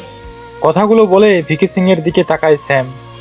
কি ভিকি সিং, ঠিক বলছি তো? ভিকি মাথা নাড়িয়ে সম্মতি দেয়। স্যাম আবার শুরু করে। বাড়ির ভিতরে যখনই কারোর সাথে যৌন মিলনে লিপ্ত হতেন শর্মিষ্ঠা দেবী, প্রতিবারই সৌম্যর কন্ডোমের বক্স থেকে প্রেমিককে কন্ডোম বের করে দিতেন উনি। এর ফলে কন্ডোমের হিসেবে একটা গোলমাল হয়। সৌম্য যার ফলে নিজের স্ত্রীকে সন্দেহ করতে শুরু করে এবং একটি ডায়েরিতে কন্ডোমের হিসেব লিখে রাখতেও শুরু করে। গতকাল সকালে শর্মিষ্ঠা দেবীর ফ্ল্যাটে আরেকজন প্রেমিক আসেন। শর্মিষ্ঠা দেবী তার সাথেও যৌনতায় মেতে ওঠেন, কিন্তু সেই প্রেমিকটি একটি ভুল করে বসেন। ব্যবহারের পরে উনি কন্ডোমটি বাথরুমের ডাস্টবিনে ফেলেন। এরপর কোনো একটি ভীষণ কারণে প্রেমিকটি শর্মিষ্ঠা দেবীকে বালিশ চাপা দিয়ে খুন করেন এবং বাইরের দরজার লক টেনে দিয়ে চলে যায়। ইতিমধ্যে কাজের মেয়েটি রোজকার কাজ করতে ফ্ল্যাটে এসে উপস্থিত হয়, কিন্তু কারোর কোনো সাড়া শব্দ না পেয়ে ওর কাছে থাকা ফ্ল্যাটের ডুপ্লিকেট চাবিতে দরজা খুলে ফ্ল্যাটে ঢোকে। এরপর বেডরুমে ঢুকে শর্মিষ্ঠা দেবীর মৃতদেহ দেখতে পায়। গয়নার উপরে কাজের মেয়েটির বরাবর লোভ ছিল। ও চুপচাপ মৃতদেহ শরীর থেকে গয়না খুলেনি, ফ্ল্যাট থেকে বেরিয়ে আসে। ফ্ল্যাট থেকে বেরোনোর সময় ওর সাথে সাগরবাবুর মুখোমুখি হয়ে যায়। এরপর কাজের মেয়েটি ভয় পেয়ে গয়না নিয়ে চম্পট দেয়। কথাগুলো বলে স্যাম তাকায় কাজের মেয়েটির দিকে। মেয়েটি ওর মাথা নিচু করে নেয়। স্যাম আরও বলতে থাকে। এদিকে দিল্লির কাজ মিটিয়ে সোমবাবু গতকাল সকালে ফিরে আসেন। ওনার কাছে প্রচুর ক্যাশ পেমেন্ট ছিল। অফিসে ঢোকার পরে সেই ক্যাশ পেমেন্ট ব্যাংকে জমা করার জন্য উনি পেছনের সিঁড়ি দিয়ে অফিস থেকে বেরোন। ক্যাশ জমা করার পরে উনি ওনার স্ত্রীকে হাতে নাতে ধরার জন্য ওলা বুক করে নিজের ফ্ল্যাটে এসে পৌঁছান। ফ্ল্যাটে ঢুকে উনি ওনার স্ত্রীর মৃতদেহ দেখে চমকে ওঠেন। যেহেতু উনি অফিসের কাজে বেরিয়ে এখানে এসেছিলেন, তাই তখন আর উনি পুলিশে ফোন করেন না। উনি চুপচাপ ফ্ল্যাট থেকে অফিসে ফিরে যান। এরপর দুপুর 1টা নাগাদ উনি বায়োমেট্রিক ডিপার্চার করে বাড়িতে ফেরেন এবং পুলিশে খবর দেন। কথাগুলো বলে স্যাম সৌম্যর দিকে একবার তাকায়, তারপর বলে। এবার আমার কাজ হলো যে প্রেমিকটি সকালবেলা শর্মিষ্ঠা দেবীর ফ্ল্যাটে গিয়ে ওনাকে খুন করেছে তাকে গ্রেপ্তার করা। কথাটা শুনেই উপস্থিত সবাই সোজা হয়ে বসে। স্যাম সাগরের দিকে কঠিনভাবে তাকায়। বলুন সাগরবাবু, কেন খুন করলেন শর্মিষ্ঠা দেবীকে? সাগর চমকে উঠে। আমি খুন করিনি। আপনি খুন না করলে আপনি জানলেন কিভাবে যে শর্মিষ্ঠা দেবী খুন হয়েছে? আমি জানতাম না, পুলিশ আসার পরে আমি জানতে পারি। মিথ্যে কথা। আপনি সকাল 11:30টার সময় আপনার বন্ধু ভিকি সিংকে ফোন করে শর্মিষ্ঠা দেবীর খুনের সংবাদ জানান। শুধু তাই নয়, আপনি ওকে কলকাতা ছেড়ে পালানোর পরামর্শও দেন।